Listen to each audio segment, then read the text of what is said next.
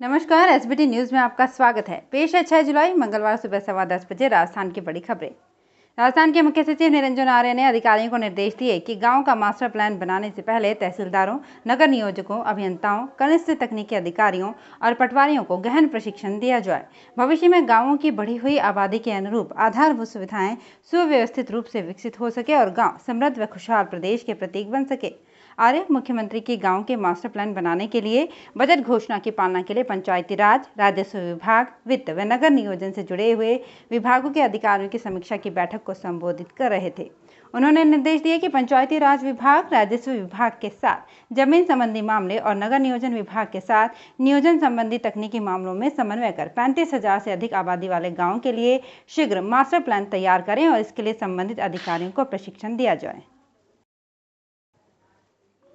सरकारी स्कूलों में पढ़ने वाले राजस्थान के कक्षा 1 से 5वीं तक के 25 लाख से अधिक विद्यार्थियों के लिए राहत भरी खबर है। 2 साल की कवायद के बाद अब बच्चों के बस्ते का बोझ कम हो सकेगा। प्रदेश में पायलट प्रोजेक्ट सफल होने के बाद पहली बार इन कक्षाओं की किताबों को 3 भागों में बांटा गया है।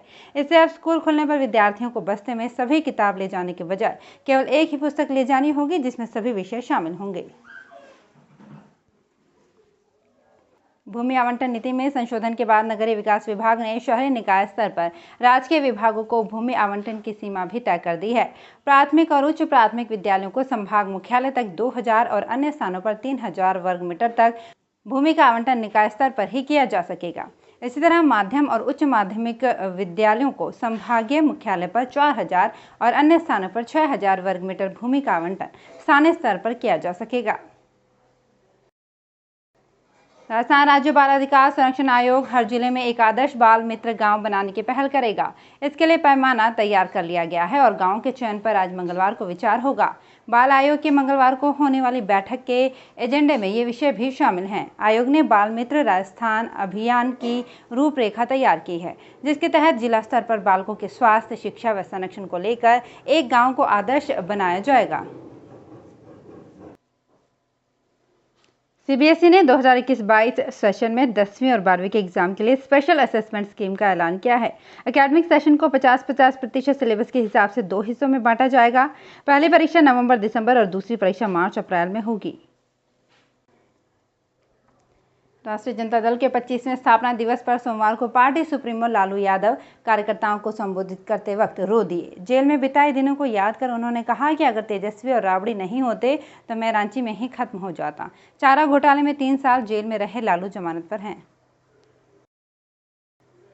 उदयपुर शहर के कई प्रमुख पर्यटन स्थलों पर फोटोग्राफी और प्री वेडिंग शूटिंग के साथ ही दीनदयाल पार्क पर प्रवेश शुल्क व कैंटीन के लिए नगर निगम की ओर से निविदा निकाली जाएगी। इसके अलावा भंडारी दर्शक मंडप के कमरों और एसी तथा शहर के कुछ पार्किंग स्थल ठेके पर दिए जाएंगे। ये निर्णय नगर निगम राजस्व समिति की बैठक में लिया गया। देश में सोमवार को कोरोना के 34,026 मामले सामने आए। इस दौरान 51,827 लोगों ने कोरोना को मात दी और 552 लोगों की संक्रमण की वजह से जान भी गई। बीते दिन मिलने वाले कोरोना संक्रमितों का आंकड़ा पिछले 106 दिनों में सबसे कम है। इससे पहले 16 मार्च को कोरोना के 28,869 मरीज मिले थे। राजस्थान में पहले स्कूल शिक्षा में 10वीं और 12वीं के बच्चों को प्रमोट करने का फैसला लिया गया, तो उसके बाद 4 जुलाई को उच्च शिक्षा में अंतिम वर्ष की परीक्षाओं के फैसले सहित अन्य कक्षाओं के विद्यार्थियों को प्रमोट और प्रोविजनल प्रमोट करने का फैसला लिया गया। वहीं एक दिन बाद तकनीकी शिक्षा विभाग की ओर से भी तकनीकी विश्वविद्यालय एवं पॉलिटेक्निक महाविद्यालय में सत्र 2020-21 की परीक्षाओं के संबंध में सामान्य दिशा निर्देश जारी कर दिए गए हैं। राजस्थान के मुख्य सचिव निरंजन आर्य ने एक परिपत्र जारी कर राज्य में अवैध खनन की प्रभावी रोकथाम के लिए वन, खान, राजस्व व जिला प्रशासन सहित संबंधित विभागों की जिम्मेदारी तय करते हुए त्वरित कार्यवाही के निर्देश दिए हैं। उन्होंने कहा कि प्रदेश में अवैध खनन के विरुद्ध सख्त कदम उठाए जाएंगे। अतिरिक्त मुख्य सचिव माइंस एवं पेट्रोलियम डॉक्टर सुबोध अग्रवाल ने बताया कि खनिजों का खनन वैध खनन पट्टा, लाइसेंस और परमिटधारी द्वारा ही किया जा सकता है। इसके अतिरिक्त खनन कार्य अवैध खनन की श्रेणी में आता है। इसी तरह से वन क्षेत्र में खनन भारत सरकार की अनारक्षण स्वीकृति के बिना किया जाना गैर वानिकी गतिविधियों में आता है। जोधपुर क्षेत्र में उचित दर से अरंडी की सप्लाई करने का झांसा देकर मथानिया के एक व्यापारी से 45 लाख रुपए ऐंठ लिए गए।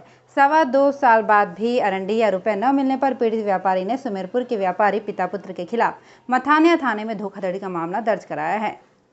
पुलिस के अनुसार मथानिया में श्री महालक्ष्मी इंडस्ट्रीज के मालिक चनाराम टाक की तरफ से सुमेरपुर की कृषि उपज मंडी में विनायक ट्रेडिंग कंपनी के अशोक घांची व उसके पिता मोहन राम के खिलाफ 45 लाख रुपए की धोखाधड़ी का मामला दर्ज किया गया है। प्रधानमंत्री नरेंद्र मोदी 7 जुलाई को कैबिनेट का पहला विस्तार कर सकते हैं। कैबिनेट में अभी 28 पद खाली हैं और बताया जा रहा है कि 17 से 22 सांसदों को मंत्री बनाया जा सकता है। इनमें मध्य प्रदेश से ज्योतिरादित्य सिंधिया और उत्तर प्रदेश से अनुप्रिया पटेल के अलावा 3 पूर्व सीएम के नाम चर्चा में हैं। जम्मू कश्मीर में विधानसभा चुनाव की सुगबुगाहट के बीच परिसीमन आयोग की टीम 4 दिन के दौरे पर आज मंगलवार को जम्मू पहुंच रही है। टीम के साथ मुख्य चुनाव आयुक्त सुशील चंद्रा भी मौजूद रहेंगे। आयोग 9 जुलाई तक यहां रहेगा। प्रतापगढ़ जिले में गत कुछ समय से नकली खाद बीज की बिक्री की आशंका बढ़ गई है। इसके लिए गत 2 वर्ष से विभाग को भी शिकायतें मिल रही है। ऐसे में किसानों को नुकसान उठाना पड़ रहा है। इसे देखते हुए विभाग की ओर से 1 माह का सघन गुण नियंत्रण अभियान चलाया गया है, जो 14 जून से शुरू किया गया है। ये 13 जुलाई तक चलाया जाएगा। इसमें कृषि आदान से नमूने लिए जा रहे हैं। अब तक जिले में 92 नमूने लिए जा चुके हैं। गौरतलब है कि खाद बीज उर्वरक, जैव उर्वरक, कीटनाशक आदि में भी कुछ समय से नकली होने की आशंका बढ़ती जा रही है। जोधपुर क्षेत्र में बिजली चोरों का हौसला कोरोना काल में कार्यवाही की शिथिलता ने बढ़ा दिया है। इसमें कई बड़े व्यापारिक प्रतिष्ठान भी शामिल हैं। कृषि सीजन या फिर किसी घरेलू बिजली चोरी से ज़्यादा डिस्कॉम को चूना लगाने वालों में इस बार व्यापारिक प्रतिष्ठान शामिल हैं। जोधपुर जिले के ग्रामीण वृत्त में पिछले माह और इस माह भी विशेष अभियान में ये उजागर हुआ है। खास बात यह है कि इस बार तो सिर्फ 2 दिन के विशेष अभियान में 177 स्थानों पर बिजली चोरी पकड़ी है।